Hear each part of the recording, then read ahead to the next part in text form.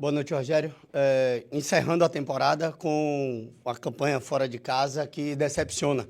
Eu queria que você falasse, além da questão da campanha, de encerrar o ano sem essa vaga direta na Libertadores, das oportunidades perdidas fora de casa, que acaba fazendo com que o Bahia hoje termine em sétimo. Jogo do Atlético Mineiro, jogo do Juventude.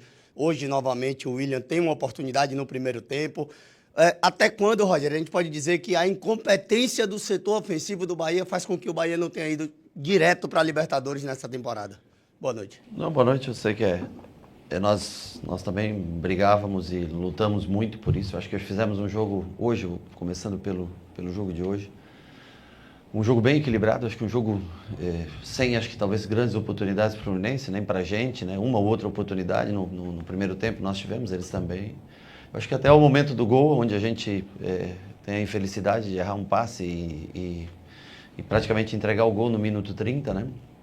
Eu acho que vinha um jogo bem parelho, muito melhor jogado, por exemplo, do que foi o da Copa do Brasil, quando nós perdemos naquela oportunidade. Eu não vou aqui, num último dia, colocar culpa num setor, no outro setor. Eu acho que nós, como time, não alcançamos o objetivo que nós tínhamos traçado, nós dentro do campo, claro.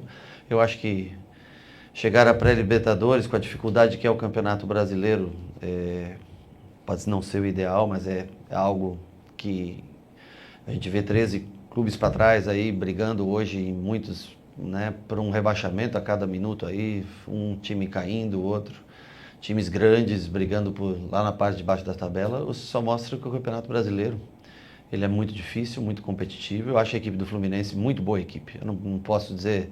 Tem jogos tem jogos que a gente dominou, perdeu. Hoje não, nós jogamos com uma equipe que competiu minimamente de igual para igual todo o tempo. E quando teve a oportunidade foi mais letal, né, do que a nossa. Nós tivemos uma ou duas no primeiro tempo. Infelizmente não entrou. Eles, num erro nosso, acabaram fazendo o primeiro gol que acho que teve um baque muito grande, né? Mas, assim, com relação a todos os setores, a gente tem que tentar, logicamente, se reforçar, ter mais peças para o próximo ano. Agora é o momento de parar e começar a planejar a temporada 2026. Rogério, aqui, boa noite. Queria que você destacasse a importância da classificação do Bahia para a pré-Libertadores, assim como foi esse ano que o Bahia disputou, né? Só que ano que vem a temporada é mais curta ainda por causa da Copa do Mundo. E o que faltou para o Bahia sair vitorioso, que se o Bahia vence, automaticamente estaria na fase de grupo da Libertadores? Eu acho que não é só o jogo de hoje, acho que talvez, como foi perguntado antes, hoje era um jogo realmente difícil, uma equipe que vem com confiança e que tem boas peças realmente, né? Eu acho que em outros jogos nós tivemos mais oportunidades de vencer. Hoje foi um jogo bem equilibrado e que se decidiu por uma bobeira, uma falha nossa de momentânea.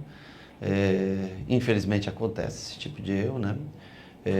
Mas não vai por hoje que a gente não se classificou. Eu acho que hoje nós jogamos um jogo bem parelho, até o minuto 75, um jogo muito parelho com o Fluminense. Eu acho que foram outras oportunidades que nós tivemos, um ou outro dos poucos escorregões que nós tivemos em casa, né? Eu acho que pode ter feito falta e também acho que uma campanha um pouco abaixo em todos os sentidos, fora de casa, em outros jogos que nós poderíamos ter pontuado mais. Eu acho que é diferente o ano passado, nós classificamos até uma posição abaixo, né? O oitavo no ano passado, mas um outro sentimento, que foi um último jogo, ganhando em casa, com a festa da nossa torcida, retornando a uma pré-Libertadores depois de 30 e tantos anos, né? 36 anos.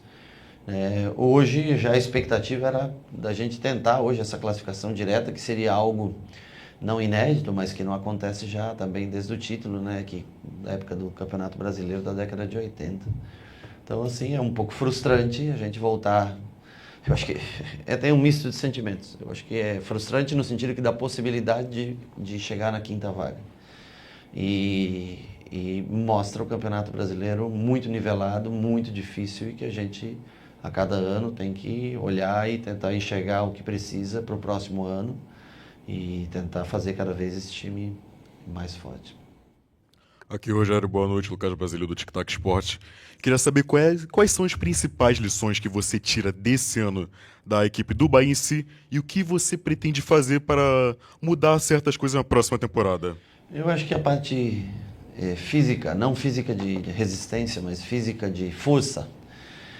Nós precisamos tentar, para essa próxima janela, ter um time um pouco mais forte, com uma ou outra peça que venham ajudar nesse setor. Eu acho que nós temos um time técnico, mas ainda um pouco mais fraco que a grande maioria dos demais na parte de competição, de 1v1. Nós sofremos um pouco nesse sentido. Temos que melhorar nossa campanha para o ano que vem fora de casa. Eu acho que isso é essencial. Para isso, acho que essas peças também são importantes, que são naturais. Uma ou outra chegada, uma ou outra saída é natural de você fazer. E mentalmente a gente tem que ser mais forte. Nós fraquejamos mentalmente em alguns momentos da competição e nós precisávamos ter sido mais forte nessa parte mental. De resto, nós temos que... Se você achar que está sempre, né, quinto, sexto, sétimo, satisfeito no outro ano, acho que nós temos exemplos esse ano. Você vê o Inter, quinto colocado do ano passado, acabando em 15º, se eu não me engano. O Fortaleza, quarto do ano passado, infelizmente chegando a uma queda, né, em 17º. O futebol brasileiro é muito dinâmico. O ano anterior, ele não garante o teu futuro no próximo. Nós temos que começar a pensar desde já o que a gente pode fazer para tornar esse time mais forte para o ano de 2026, mais competitivo, porque é um ano que começa já em janeiro e, no nosso caso, começará em fevereiro a pré-Libertadores, intercalado aos Jogos de Campeonato Brasileiro. Então, se não tem assim... Antes nós tínhamos muito Campeonato Baiano e Copa do Nordeste, que são jogos num nível técnico um pouco mais baixo, né? Agora a gente vai ter que reforçar bem nosso time, porque é um jogo difícil do fim de semana, aliado a um jogo eliminatório de um meio de semana. Então, eu acho que é um pouco mais complicada a pré-Libertadores desse ano, independente dos adversários, que eu nem sei quais são, mas é um pouco mais complicado do que no ano passado. Desculpa, nesse próximo ano do que no início deste ano. Boa noite, professor. Eu gostaria que o senhor fizesse um balanço dessa temporada de 2025 e onde que o Bahia acertou no ano e quais foram os erros. Deixa eu te falar, eu já fiz acho que um balanço aqui durante praticamente todas as perguntas eu tentei fazer. Eu acho que de bom fica os 2 títulos regional e estadual que nós conquistamos. A experiência de uma fase de grupo da pré-Libertadores foi excepcional, contando com a presença do público, incentivando. A Copa Libertadores, infelizmente, nós não conseguimos a classificação entre os 2 primeiros do grupo. A Copa do Brasil, caímos diante de um jogo muito ruim que nós fizemos. E o Campeonato Brasileiro nós lutamos com a oportunidade até a última rodada de entrar entre os 5 primeiros colocados que dariam essa vaga direto para a Libertadores. Acho que teria um final, por esses 90 minutos de hoje, poderia ser um final muito mais doce, muito mais valioso para a gente. Infelizmente, o jogo de hoje ele condiciona, né, uma avaliação, às vezes até mais negativa do que foi, pelo fato da gente não conseguir diretamente ir para a Libertadores. Vamos descansar agora, vamos voltar à pré-temporada a partir do dia 5 de janeiro e se preparar, conversar o que é a gente possível fazer para se reforçar cada vez mais e começa tudo de novo em janeiro. A gente tem que dar um jeito primeiro de voltar às fases de grupo de Copa Libertadores e se manter firme no Campeonato Brasileiro, porque uma distração que você tem, um momento de baixa que você dá, o dia de hoje está aí mostrando o quanto é difícil você se manter vivo nessa competição. Rogério, boa tarde, noite.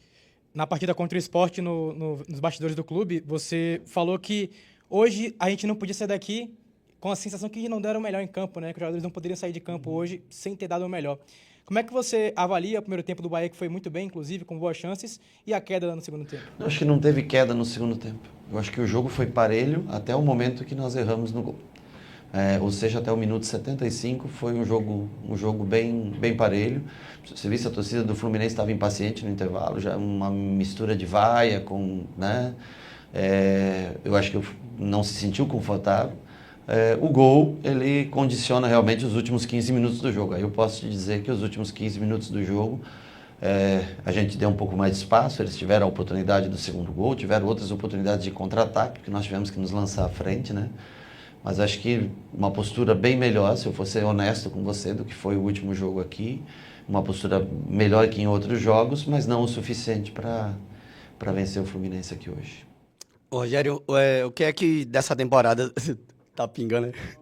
O que é que você leva de aprendizado para o ano que vem? O grande trabalho dentro de casa ou essa campanha fora para que ela não ocorra em 2026? Então, o que eu levo, são 80 jogos que a gente tem como parâmetro, né?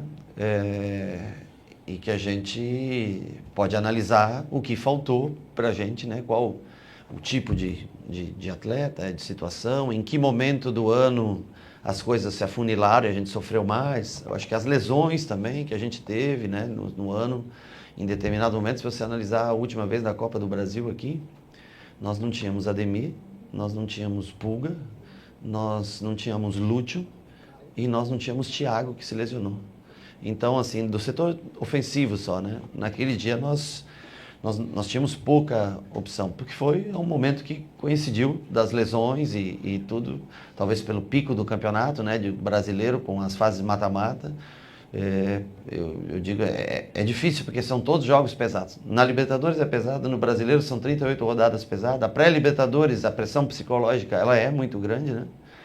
Então nós vamos ter que, eu acho que com a experiência desse ano, aliado ao que a gente pode somar para o ano que vem, tentar ter um início de ano, um alerta desde o início do ano. Eu acho que muda muito jogar uma pré-Libertadores dentro do Brasileiro ou dentro do Campeonato Baiano. Eu acho que muda bastante isso. E vamos ter que estar atento para, dentro das possibilidades que o grupo tem, investir naquilo que a gente julgar necessário. Rogério, você sempre fala que é um cara que quer provar sempre, todo dia, alguma coisa importante em relação à sua carreira como profissional. Eu queria que você falasse da ambição para o próximo ano. Eu sei que é muito cedo para falar sobre isso, mas diante de todas essas nuances de pré-Libertadores e ainda assim um calendário um pouco apertado no começo da temporada, como é que você avaliaria para a próxima temporada o tamanho da sua ambição para o Bahia? A minha ambição é sempre... O que eu falo para você é que eu não sou uma pessoa que... não, eu já fiz, já conquistei e aqui o meu espaço está aqui. Não, eu acho que todos nós... Isso não serve para mim, não. Para todos que trabalham lá dentro, que a gente tem que querer crescer a cada ano, querer caminhar um passo à frente cada ano, né? E eu só acho que é um ano mais concorrido, mais disputado do que foi esse passado, pelo Campeonato Brasileiro se iniciar no dia 28. Então nós começamos a pré-temporada no dia 5, vamos ter 23 dias até a estreia do Campeonato Brasileiro, pouco depois nós temos a estreia da pré-Libertadores, e vamos tentar trabalhar, usar alguns jogos do Campeonato Baiano como preparação para início de campeonato brasileiro. Em outros, vamos usar um time mais jovem para fazer essa competição, para que a gente faça o melhor preparativo possível. Esse ano vamos fazer a nossa pré-temporada no CT, lá em Salvador, não vamos viajar.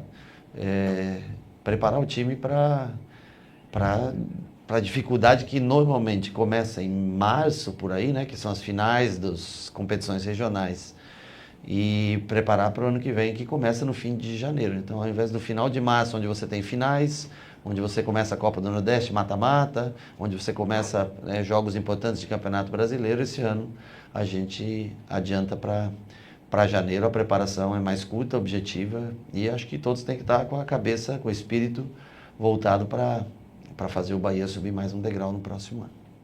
O Bahia tem interesse em contar com o Ronaldo a partir do ano que vem. Ele foi muito elogiado na nossa transmissão, fez uma grande defesa hoje. Eu queria que o senhor falasse o quão importante foi o Ronaldo para o ano do Bahia. Olha, eu acho que ele ajudou muito. Ele chegou com certa desconfiança, como a maioria dos jogadores que já não têm uma carreira consagrada, chegam nos seus clubes, né? Foi importante no crescimento final do time. Ele acho que evoluiu bastante com o jogo com os pés. Fez defesas importantes em vários jogos que nos garantiu pontos importantes. E aí essa parte aí com a direção sobre isso, Cadu está aqui, vocês podem perguntar no sentido da continuidade, não, compra, essa fica para a parte administrativa.